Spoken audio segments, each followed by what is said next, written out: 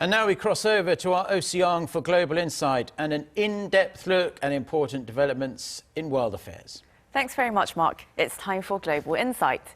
The G20 Finance Ministers of the world's largest economies are gathering Thursday for a two-day meeting on how to tackle the biggest common challenges that threaten global recovery and prosperity.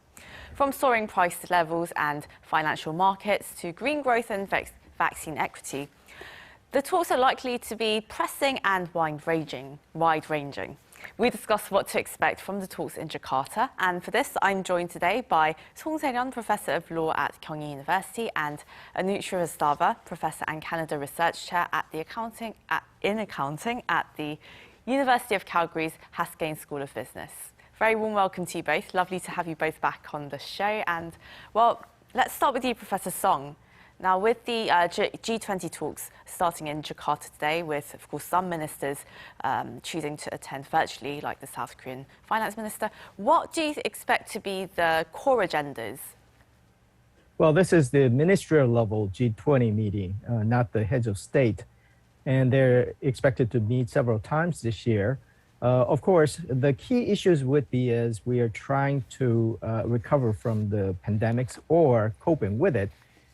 Probably the aftermath of the pandemic, or how the central bank policies and fiscal policies should coordinate in the world where the financial impact is propagated very quickly globally. So that would be the key issue, and probably they'll talk about the interest rate and how the tapering or the getting back to the financial regimes before would be coordinated and discussed. I think another big issue is the global taxation regimes that we had an agreement last year, so-called the digital taxation. And also the key issue in the economy is a supply chain disruption that happened because of the COVID and frankly with the disputes that the countries had.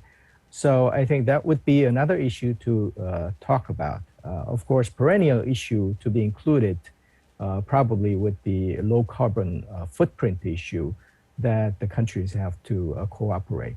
So those are the kind of key issues. And if you look at it, they all center around what has been disrupted because of the COVID and the climate change as well. Professor Srivastava, now everywhere in the world we've been seeing just soaring price levels, inflation just jumping uncontrollably, it seems. And do you think the G20 finance ministers will talk about inflation? And, well, why has it been rising so persistently around the world? Thank you, Se-ryun. It's great to be back in your program. Well, inflation has been high for almost a year now, and it's due to a combination of factors. The first, as Professor rightly mentioned, was the QE, the printing of money during pandemic. It gave greater purchasing power to people, leading to higher demand. The second factor was a shift in consumer spending. People saved on items such as travel and services and spent it on goods such as electronics and home improvement. The third factor was the closure of factories during pandemic and loss in production. And the supply is ongoing. The fourth factor is the ongoing supply chain issues. Many goods are still stuck on ships and ports and just cannot reach people. Even during normal times, it will take up to a year for supply chain to adjust to new demands. During pandemic, the adjustment will take much longer. Most people will agree that these factors are transient in nature. However, it is unclear how long will it last, 6 months, 1 year, or 3 years. Nobody knows, but this will definitely be an item for the discussion. And Professor Srivastava, well, now central banks everywhere, they're introducing monetary tightening policies now. And, well, there's a lot of concern arising from emerging and developing economies. So against this backdrop, what kind of coordination is needed between the G20 countries as central banks begin lifting rates? So let's go back to pre-pandemic period, and the rates need to be increased because of quantitative easing during pandemic. However, the QE was not the same across all countries. Some countries printed more money than the others. It helped their economies, but it also led to undesirable effects such as asset bubbles, and it increased income inequality between rich and poor. Now we're talking about reversal of QE. which means lesser availability of credit, which means bursting of asset bubbles. It means flight to safety, lower capital expenditures, and lower generation of jobs. Now, rate increases are fine for a country like US, but it can have devastating impacts on fragile economies of developing nations. They're still struggling from pandemic. They continue to see high unemployment, and their welfare and development programs have already been held back. Now they need capital to kickstart their economies, which will be affected by rising rates. What can be done? Perhaps developed countries now need to come together to help developing countries to prevent further loss of lives, lower the risk of aftershocks, and invest in sustainable recovery. In my opinion, there is a need for a new model altogether, something like after World War II, where countries with resources came together to help developing countries for a resilient and sustainable development. Well, Professor Song, the previous G20 finance meeting last year, it successfully pushed through the global corporate tax plan. And, well, there have been some concerns here in South Korea about how this global tax scheme is going to affect South Korean conglomerates, namely Samsung, of course. So how would South Korean firms be affected, and how is the local government and the business sector also working together to address this new global tax scheme? Right, last year, the big change is that traditionally, you tax the corporation where the head office is, or the physical presence is, at least. But now, because of the digital economy and Google and Apple having revenues where they don't have any physical presence, that didn't seem to be fair. So the change is that the tax authorities where the market is can also tax the firms. But it has been expanded to include other industries as well, except of the extraction industries and finance industries. So for the countries, if you have the big market, probably it would be easier to tax and get the benefit. But countries like Korea probably will be looking at the individual situation, because we might be able to tax Googles and Apples in the world, but because we don't have the bigger market, probably the advantage might not be as big. So I think that going forward, the biggest thing that the companies and government should be concerned about is basically taking out of the uncertainties that we face. Now, there was an agreement last year, but the specific languages and the regulations have not been forthcoming. That's scheduled for this year. So getting to the details of how it will be implemented, who would be the target companies, and how those procedures can be implemented, those would be the key issues going forward. I think that for the Pillar 1 companies, we are talking about Samsung and maybe SK Hynix. But when it goes to the Pillar 2 companies, we have a lot more companies to be targeted. So in that sense, getting rid of the uncertainties for the corporations to do their business would be a first matter of business. Right, and well, of course, as they say, the devil is in the details, of course. And Professor Srivastava, what kind of progress has been made since the G20 countries agreed on this tax plan last year? Well, Se-ryun, I think there has been significant progress, and we must really applaud this. Let's look at the bigger picture.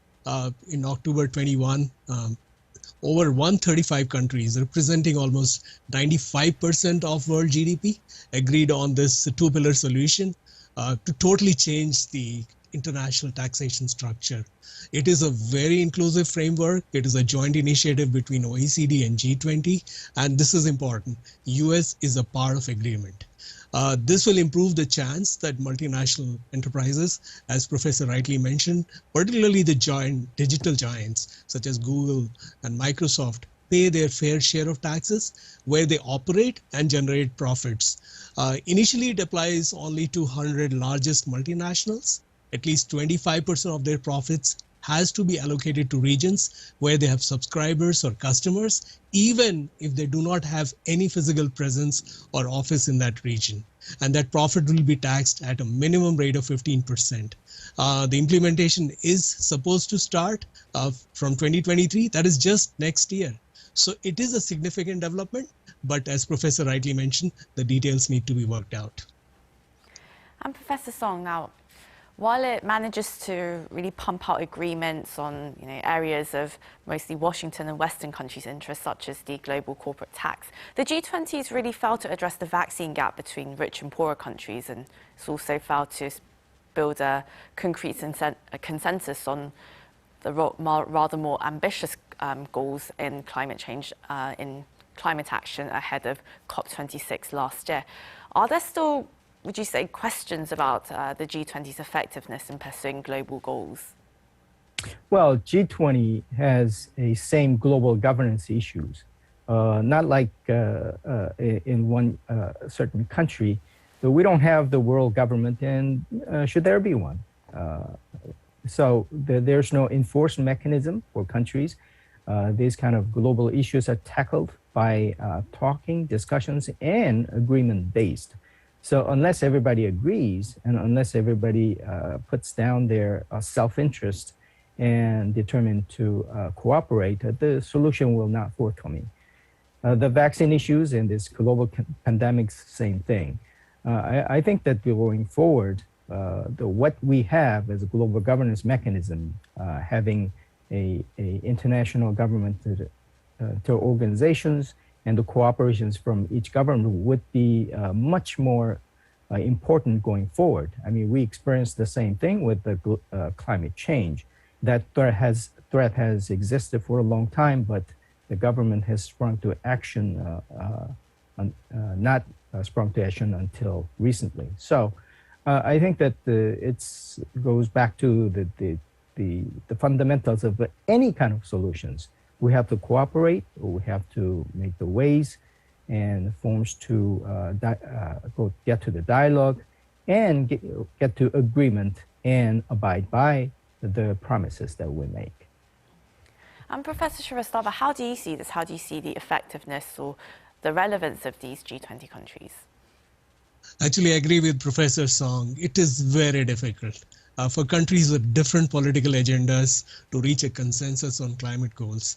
It is difficult to get agreement even within one country, forget getting agreement across countries. Let's take a very simple example, a reliance on coal. Coal lobby is such a strong lobby within US, and at a bigger stage, China and Australia do not want to reduce the reliance on coal power. China today is the largest polluter in the world.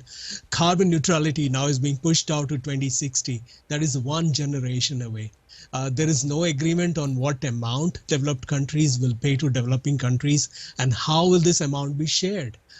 It is great to have discussion on these topics. It is great for global leaders to come together and at least discuss it. But I do not expect any dramatic outcomes from this either at G20 or at COP26.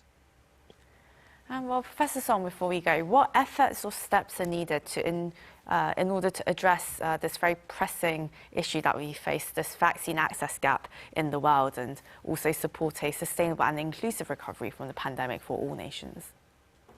Well, we're at the subject of G20. I think this kind of dialogue would be the key. I mean, we have criticized the UN for a long time about the effectiveness of the global issues, but the UN remains probably the only hope of getting key countries to get together and talk about the issues. And the wonderful thing is that once we get to an agreement, it's very hard to back out because of the name and shame kind of mechanism that works wonderfully.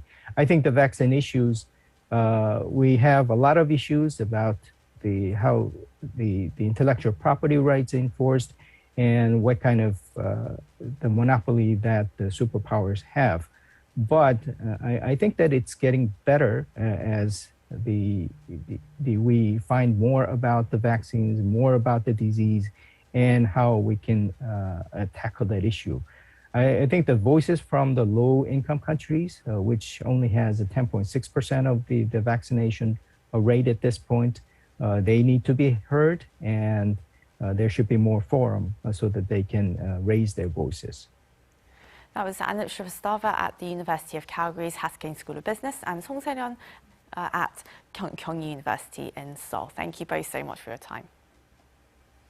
Thank you. Thank you very much.